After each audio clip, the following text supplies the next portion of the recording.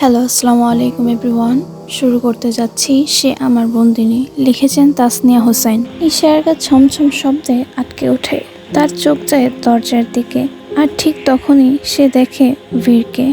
মুহূর্তেই তার মুখের রং বদলে যায়, চোখের পাতা থেমে যায় কাঁপতে কাঁপতে, গলা শুকিয়ে আসে আতঙ্কে, তার নিঃশ্বাস ভারী হয়ে ওঠে। বীর দাঁড়িয়ে যায় দরজায়, তার চোখ জুড়ে ঝড়, গভীর কিছু একরোখা অধিকার বোধ। বীর শরীর আর মস্তিষ্কের গভীর ক্লান্তির ভার টেনে ঘরে ঢুকে শরীরটা ডিভানে এলিয়ে দেয়। তার চোখ লাল, ক্লান্ত, তবুও সেই চোখে যেন অদ্ভুত শান্তি খোঁজে। তার চোখ পড়ে ঈশার উপর। মেয়েটা একপাশে বসে আছে ঠায়, নিঃশব্দ, নির্সার, তবে তার চোখে ভয় গাঢ় হয়ে জমে আছে। বীর কিছুক্ষণ তাকিয়ে থাকে। তার চোখের চাহনি তীব্র, একবারও মৃদু হয়নি। চোখের ইশারায় ঈশাকে কাছে আসতে বলে। ঈশা গাঢ় হয়ে বসে আছে। সে এখনো কিছু বুঝে উঠতে পারছে না, এই লোকটা এত দ্রুত কেন চলে আসলো। বীর হঠাৎ কঠিন স্বরে বলে ওঠে, কাম হিয়ার। আসতে বলেছি না, বসে আছিস কেন? ঈশার সারা শরীর কেঁপে ওঠে বীরের চিৎকারে। সে জানে এই ডাক মানেই আবারও তাকে হারিয়ে যেতে হবে এক অন্ধকার গহ্বরে। এই লোকের হাত থেকে তার নিস্তার নেই, তবু প্রশ্ন করার বা পিছিয়ে যাওয়ার ক্ষমতা তার নেই। সে জানে তার পরিণতি কি হবে। ঈশা ধীরে ধীরে উঠে দাঁড়ায়, পা দুটো যেন তার ভারী হয়ে আসে, তবুও এগিয়ে যায়, ঠিক যেন এক পাখি খাঁচার ভেতরে ফরফর করা অবস্থায় মালিকের হাতে গিয়ে বসছে। ঈশা জানে তার কাজ কি। ভীরের দিকে এগিয়ে এসে যেই নিচে ঝুঁকতে হবে, তখনই ভীর হঠাৎ ঈশার হাতের কবজি ধরে, এক টানে তাকে নিজের উরুর উপর বসিয়ে নেয়, এক হাতে টেনে নিজের সাথে মিশিয়ে নেয়। এই শরীরের চুলের গ্রান যেন তাকে মাতাল করে তোলে। ঈশায় কিছু বুঝে ওঠার আগেই তার ছোট শরীরটা ভীরের শক্ত পোক্ত বুকের সাথে চেপে যায়। ভীর দুই হাতে তাকে আঁকড়ে ধরে লম্বা শ্বাস টানে। এই মেয়েটার জন্য সে এক দণ্ড শান্তি পায় না। মাথায় জেঁকে বসে থাকে সারাটাক্ষণ, ঘুম অবধি আসে না চোখের পাতায়। মাফিয়া বস এই মেয়ের প্রতি তার অবসেশন যেন কাটিয়ে উঠতে পারছে না। দিন দিন সে যেন আরও ডুবে যাচ্ছে, অতল গহ্বরে হারিয়ে যাচ্ছে। ঈশা চমকে ওঠে, তার বুক অস্বাভাবিকভাবে ওঠানামা করে, নিঃশ্বাস এলোমেলো। ভয় পেয়েছে সে এমন কাজে। ঈশা সরে যেতে চায়, কিন্তু ভীরের হাতের বাঁধন খোলে না। ভীর নিঃশব্দে তার ঘাড়ে মুখ রাখে, ঠোঁট ছোঁয় তার উষ্ণ ত্বকে, আরও জড়িয়ে নেয় নিজের সাথে। এদিকে ঈশার মনে হচ্ছে তার শরীরের সব হাড্ডি ভেঙে যাবে। নড়াচড়া করতে গেলেই আর শক্ত করে আঁকড়ে ধরে ভীর। এ যেন এক নীরব হুমকি, যত দূরে যেতে চাইবে আমি তোমাকে ঠিক আগের থেকেও বেশি কাছে টেনে আনবো। বীর ঈশার গলায় ঠোঁট বোলাতে বোলাতে ঠান্ডা গলায় বলে, এত শুকাচ্ছিস কেন? খাস না ঠিক মতো? আমি তোকে কি কম দেই বল? এরপরও এই অবস্থা কেন? ঈশা চুপ থাকে, নীরবতা যার অর্থ বুঝে ভীর। আরো শক্ত করে জড়িয়ে নেয় নিজের সাথে। ঈশা হাঁসফাঁস করে ওঠে। বীর আবারও বলে, দিন দিন এত ভেঙে যাচ্ছিস কেন? আমি তোকে ঠিক মতো খাওয়াই, রাখি, যত্ন দিই, কোনো কিছুর কমতি নেই। যা প্রয়োজন তা লাগার আগেই সামনে হাজির করি, তাহলে এই দুর্বলতা কেন? শরীরে তো হাড্ডি ছাড়া আর কিছুই নেই। বলতে বলতে ভীর এক হাত তার টি শার্ট এর ভেতরে হাত গলিয়ে উন্মুক্ত উদরে হাত রাখে। ঈশা হঠাৎ কেঁপে ওঠে, কাঁপে বুকটা। তার চোখে ভয়ের সাথে সাথে একটা ভেতর থেকে গলে ওঠা অসহায় আবেগ। ভীর স্পর্শ গাঢ় হয়, গাঢ় থেকে গাঢ় হয়, হাতের ছোঁয়া এলোমেলো। ঈশা হঠাৎই ভীরের চুল মুঠোয় ধরে। ভীর থামে না, আরও বেসামাল হয়ে ওঠে। বীরের হাতের চাপ পারলেই ঈশার ব্যথায় কুঁকড়ে ওঠে। বীর অবাধ্য হাতের ছোঁয়া বারবারই বেসামাল। তার দৃষ্টিতে তখনও ক্ষুধা, অধিকার, এরকম আবেগময় উন্মাদনা। এই মেয়েটাকে না পেলে তার মাফিয়া সাম্রাজ্য যেন শূন্য লাগে। ঈশার চোখে জল জমেছিল নিঃশব্দ কান্নার মতো, তবে সেই কান্নাও নড়াতে পারেনি বীরকে। সে ধীরে ধীরে সরে আসে, ঠান্ডা অথচ বিস্ময়কর কণ্ঠে বলে, এতদিনেও সহ্য করতে শিখিসনি? আমাকে বুঝতে শেখ, কারণ আমি ছেড়ে দেওয়ার মতো পুরুষ না, তাই নিজেকে মানিয়ে নে। আমি সবসময় নিজেরটাই দেখি, নিজেকে সব কিছুর উপরে রাখি, যা ভালোবাসা, মায়া, সহানুভূতির ঊর্ধ্বে। আমি জানি আমার ছোঁয়া তীব্র, আমাকে সহ্য করা সহজ নয়, তবু দুঃখের কথা হলো তোর সামনে আর কোনো রাস্তা নেই। তার কণ্ঠে ছিল এমন এক দম্ভ যা গলা টিপে শ্বাস বন্ধ করে দেওয়ার মতো। বীর পকেট থেকে একটি ছোট বক্স বের করে, মখমলের মতো কালো কাপড়ে মোড়া সেই বক্স খুলে বের করলো এক ঝলমলে ডায়মন্ডের পেন্ডেন্ট। সে নিজেই ঈশার গলায় পরিয়ে দিল পেন্ডেন্টটা, তারপর মাথায় নামিয়ে কণ্ঠনালীর ঠিক নিচে ঠোঁট ছুঁয়ে দেয়। ঈশাকে ছেড়ে বীর উঠে দাঁড়ায়, চোখের নিচে গভীর ছায়া, শরীর জুড়ে তীব্র ক্লান্তি। এখন শাওয়ার নিতে হবে তাকে। দৃঢ় কণ্ঠে বলে ওঠে, অনেক ঘুমিয়েছিস এই কয়দিন। Now get ready for a sleepless night. Tonight belong to me. ওয়াশরুমের দিকে এগোতে এগোতে বলে ওঠে, গার্ডেনে যেতে ইচ্ছে হলে মারিয়া এলেনাকে বলবে, আমি বলে দিয়েছি তাকে, তবে দিনে একবার, মাত্র 30 মিনিট, এর বেশি না। বীর শাওয়ার নিয়ে বেরিয়ে আসে খালি গায়ে, তার চুল ভেজা, পানির ফোঁটা গড়িয়ে পড়ছে কাঁধ দিয়ে বুকের মাঝখানে। তার দেহটা যেন পাথরের মতো শক্ত আর আগুনের মতো গরম, শরীরে ক্ষত চিহ্নের অভাব নেই। ঈশার চোখ এক মুহূর্তের জন্য পড়লেও সে দ্রুত চোখ নামিয়ে নেয়। বীর ধীরে বিছানায় বসে, টাওয়ালটা ঈশার দিকে বাড়িয়ে দেয়, নির্দেশ দেয় চুল মুছে দেওয়ার জন্য। ঈশা বীরের সামনে এসে দাঁড়ায়, বীর দুপা সরিয়ে তাকে মাঝখানে দাঁড়াতে বলে চোখের ইশারায়। ঈশা আসে, বীরের দু হাতের ঈশার কোমর চেপে ধরে, ঠান্ডা হাতের স্পর্শ তার শরীরে কাঁপন ধরায়। ঈশা হাত চালায় চুলে, এগুলো এখন তার অভ্যাস হয়ে যাচ্ছে। এই নিস্তব্ধতা ভাঙে দরজার টোকা পড়ে। মারিয়া এলেনা বীরের খাবার এনে রেখে যায়। বীর চোখ না তুলে বলে, খাবার সার্ভ করো। ঈশা খাবার প্লেটে নেয়, তারপর প্লেট হাতে বীরের সামনে আসে। ঈশার হাতেই খায় সে। তার সব কাজে এখন ঈশাকে করে দিতে হয়। খাওয়া শেষ হলে বীর উঠে যায়, কাবার থেকে একটা টি শার্ট নিয়ে গায়ে জড়িয়ে নেয়। ড্রয়ার খুলে বের করে একটা কালো পেন ড্রাইভ। এটা মাফিয়ার প্রতিদিনকার নীরব যন্ত্র। এটা থাকে তার যাবতীয় সব কিছুর ডকুমেন্ট, ইনফরমেশন। এটা নিয়ে বেরিয়ে পড়ে কাকে ফোন করতে হবে।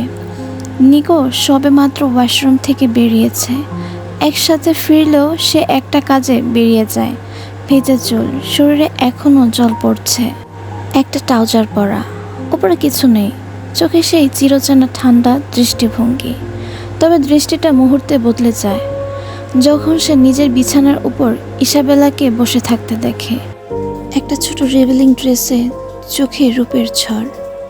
ইসাবেলা আলভারেজ এখানে কোন উদ্দেশ্যে? নিকোর কণ্ঠ ঠান্ডা, কিন্তু চোখে সন্দেহ। ইসাবেলা উঠে দাঁড়ায়, তার পায়ের শব্দ যেন মেঝের উপর এক একটা গর্জন। সে এগিয়ে এসে নিকোর খোলা বুকের উপর আঙুল বুলিয়ে বলে, কেন এমনিতে আসতে পারি না? নিকো একপাশে সরে যায়, গিয়ে টেবিল থেকে বোতল তুলে নেয়, গ্লাসে ঢালে গাঢ় হুইস্কি। তাকায় তার দিকে, চোখে নেশার ঘোরে ঝলক, কিন্তু ঠোঁটে নির্লিপ্ততা। সে ধীরে ধীরে চুমুক দেয়, তাকিয়ে দেখে ইসাবেলাকে। চোখে ঠিক করে পড়ছে কামনার আগুন। কি চাইছো? কণ্ঠে গাঢ় ক্লান্তি, কিন্তু দৃষ্টিতে নির্লিপ্ততার পলক। ইসাবেলা হেসে ওঠে, তোমাকে, আর সেটা তুমি খুব ভালো করেই জানো। নিকো চোখ নামিয়ে চুমুক দেয় আবার। তার ঠোঁট থেকে ফিসফিস করে বেরিয়ে আসে, তুমি বীরের বোন। ইসাবেলা তখন গাঢ় অন্ধকারে দাঁড়িয়ে তীব্র চোখে বলে ওঠে, সো হোয়াট, সৎ বোন। আর আমি কি করলাম না করলাম এতে বীরের কিছু যায় আসে না, সেটা তুমি খুব ভালো করেই জানো। আর ব্রোয়ের কাছে তোমার প্রায়োরিটি অনেক। সো এসব সিলি বিষয় নিয়ে ব্রো কখনোই মাথা ঘামাবে না। আর না কখনো কিছু জানলেও তোমাকে জিজ্ঞেস করবে। ব্রো কখনো আমার বা মায়ের জীবন নিয়ে মাথা ঘামায়নি, তাই এইখানে কোনো রুলস চলে না। তুমি আমার চাহিদা মেটাবে, শুধু এইটুকুই দরকার, আমার তোমাকে চাই। নিকো চুপ করে তাকিয়ে থাকে। এই নীরবতাতে ইসাবেলা সাহস পায়। এই নিকোর জন্যই তার এখানে থেকে যাওয়া, কিন্তু সুযোগ খুঁজে পায়নি কখনো। সে ধীরে ধীরে এগিয়ে আসে, তার ঠোঁটে নরমভাবে রেখে দেয় নিজের ঠোঁট এবং পর মুহূর্তে নিকো তাকে জড়িয়ে ধরে। শুধু জড়িয়ে না, সে আঁকড়ে ধরে যেন সেই শরীরের আশ্রয় খোঁজে। একদম বন্য অপ্রতিরোধ্য আবেগ। ঠোঁটে ঠোঁট রেখে সে পিছিয়ে যেতে থাকে বিছানার দিকে। ইসাবেলা একটুও বাধা দেয় না, উল্টো ঝাপটে ধরে। সে যেন ঠিক এই জ্বালায় পড়তে চায়। বিছানার কাছে এসে হঠাৎ করে নিকো তার শরীরকে টান দিয়ে তুলে নেয় আর এক ঝটকায় ছুঁড়ে ফেলে দেয় নরম বিছানায়। ইসাবেলা হালকা চিৎকার করে ওঠে, ভয় নয় বরং উত্তেজনায়। নিকো একদম দানবের মতো ঝাঁপিয়ে পড়ে তার উপর। তার চোখ দুটোয় সেই অন্ধকার, যা শুধু তীব্র আকাঙ্ক্ষা নয় বরং আত্মক্ষোধা, যা একবার জেগে উঠলে কিছুতেই থামে না। এই আহ্বানে নিকো খুশি, তার আজকের রাতটা বৃথা গেল না।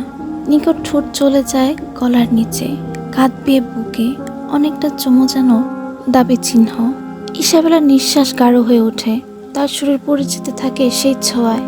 রুমের বাতাস ভারী হয়ে ওঠে, শুধু নিঃশ্বাস এবং শরীর ঘর্ষণের শব্দ। ইসাবেলার কাছে একটা স্বপ্ন হলেও নিকোর কাছে না। বীর আর বাড়ি ফিরেনি রাতে। টিয়েগো আর এনরিকো বেরিয়েছিল। ঈশা বেঁচে যায় সেই রাতে। ঈশার জন্য রাতটা শান্তির ছিল। ফজরের নামাজের পর ঈশা উঠে নামাজ পড়ে নেয়, তারপর অনেকক্ষণ বসে কোরআন তেলাওয়াত করে, এরপর ঘর জুড়ে পায়চারি করে। তার তো করার মতো কিছুই নেই। ঘুম ধরা দেয় না চোখের পাতায়। সেই মুহূর্তে সে তাকায় পাশে দাঁড়িয়ে থাকা মারিয়া এলেনার দিকে। হঠাৎ নিজের ভেতরে জমে থাকা সাহসটুকু গলায় তুলে বলে, আমাকে একটু বাইরে নিয়ে যাবে প্লিজ। মারিয়া এলেনা অবাক হয়ে তাকায় তার দিকে। ঈশা মুখ ফুটে কিছু বলেছে, এটা অবিশ্বাস্য তার কাছে। অন্য 4 জন নারী গার্ড সহ বাইরে নিয়ে যাওয়া হয় তাকে। চারদিকে অপার সৌন্দর্য, পাহাড় পর্বত, সবুজের বিস্তার, আর এই অট্টালিকা যার প্রতিটি দেওয়ালে রাজবীরের একছত্র আধিপত্য, সব দেখতে দেখতে হাঁটতে থাকে ঈশা। হঠাৎই প্রাসাদের পেছনের দিক থেকে গর্জন করে ওঠে 2 বিশাল দেহী কুকুর। কালো বাদামি রঙের, মাংসপিণ্ডে ভরা সেই জন্তু দুটোর চোখে যেন আগুন। চেনে বাঁধা, তবু সামনের দিকে এমনভাবে ছুটে আসে যে মাটিতে কাঁপন ধরে যায়। ঈশা থমকে দাঁড়ায়, তার পা থেকে যেন রক্ত সরে যায়। আতঙ্কিত দৃষ্টিতে পশুগুলোর দিকে তাকিয়ে থাকে কিছুক্ষণ, তারপর হঠাৎ পিছনে ঘুরে দৌড় দেয় বাড়ির ভেতরের দিকে। খুব ভয় পায় সেগুলো। সিঁড়ির সামনে পৌঁছে ঈশার পা থেমে যায় নিকোকে দেখে। তার সামনে দাঁড়িয়ে আছে নিকো। নিকো ঈশাকে দেখে ঠোঁটের কোণে হালকা এক বিষাক্ত হাসি টেনে বলে, কি খবর ম্যাডাম, কেমন আছেন? সব ঠিকঠাক চলছে তো? ঈশার মুখ মুহূর্তেই বিবর্ণ হয়ে যায়, ভয়ের নতুন ছায়া নামে চোখে। বীরের রাগ যতটা তীব্র, নিকোর চোখের সেই ঠান্ডা নিষ্ঠুরতা যেন আরো ভয়ঙ্কর। মুখে কিছু বলার সাহসও হারিয়ে ফেলে সে। নিকো ধীরে ধীরে ঈশার দিকে এগিয়ে আসে, তার চোখে কৌতুক, ঠোঁটে বাঁকা হাসি। ঈশার শরীরের দিকে একবার তাকায়, পা থেকে মাথা পর্যন্ত পর্যবেক্ষণ করে।